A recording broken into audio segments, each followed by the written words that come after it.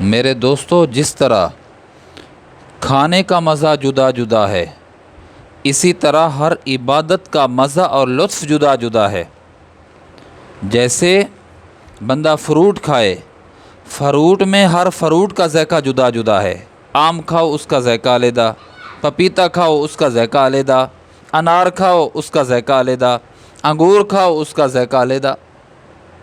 اسی طرح کھانے ہیں، آپ گاجر کھائیں اس کا ذائقہ علیحدہ ہے، آپ اگر ٹنڈے کا سالن کھائیں اس کا ذائقہ علیحدہ ہے، کدو کا سالن استعمال کریں کھائیں اس کا ذائقہ جدا ہے، گوشت استعمال کریں اس کا ذائقہ جدا ہے۔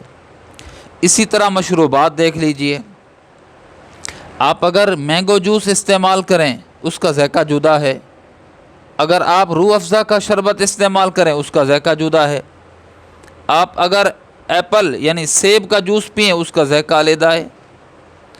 تو جس طرح کھانے کے ذائقے مختلف ہیں اور انسان ہر کھانے کے ہر ذائقے سے لطف اندوز ہوتا ہے، تو اسی طرح عبادت کے ذائقے بھی مختلف ہیں۔ اور ذائقے کا، کھانے کے ذائقے کا مزہ کس کو حاصل ہوگا؟ جس کی زبان صحیح ہوگی، جس کی زبان پہ چھالے نہیں ہوں گے، جو منہ کے اعتبار سے، زبان کے اعتبار سے سلامت ہوگا، اس کو ذائقے کا احساس ہوگا۔ جو بیمار ہوگا تو اس کے لیے تو پپیتا بھی ایک ہے، اس کے لیے گوشت بھی ایک ہے، اس کے لیے دال اور ساگ بھی ایک ہے، کوئی ذائقہ نہیں آتا۔ مریض نہ ہو تو وہ ہر کھانے، ہر مشروب، ہر فروٹ کا ذائقہ جو جدا جدا ہوتا ہے اس کو محسوس کرتا ہے۔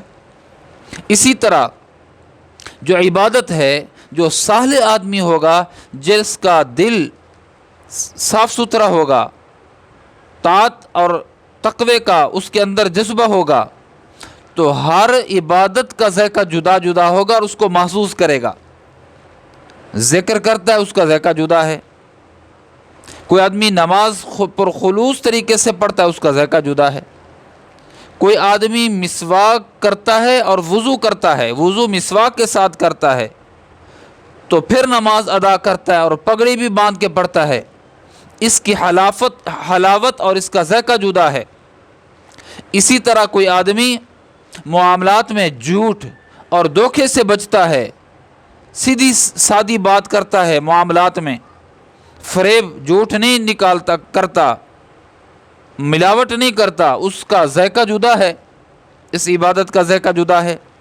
کوئی آدمی اللہ رب العزت کے ہمارے اوپر جو نعمتیں ہیں اس کا شکر بجا لاتا ہے، تو اس شکر بجانے والی عبادت کا ذائقہ مختلف ہے۔ اسی طرح کوئی آدمی ظلم سے بچتا ہے، عفو اور درگزر کا معاملہ کرتا ہے، اس عبادت کا ذائقہ جدا ہے۔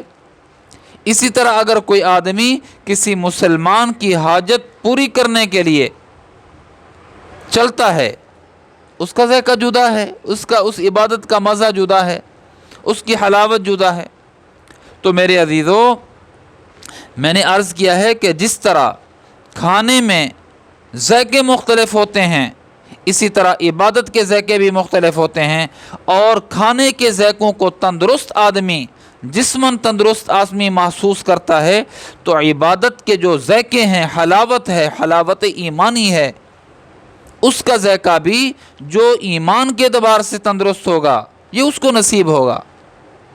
اپنے اندر جس طرح ہم فکر کرتے ہیں کہ جسمانی طور پر ہم فٹ رہیں، صحت مند رہیں، اسی طرح ہمیں اس بات کی بھی فکر کرنی ہے کہ ہم روحانی طور پر بھی فٹ رہیں۔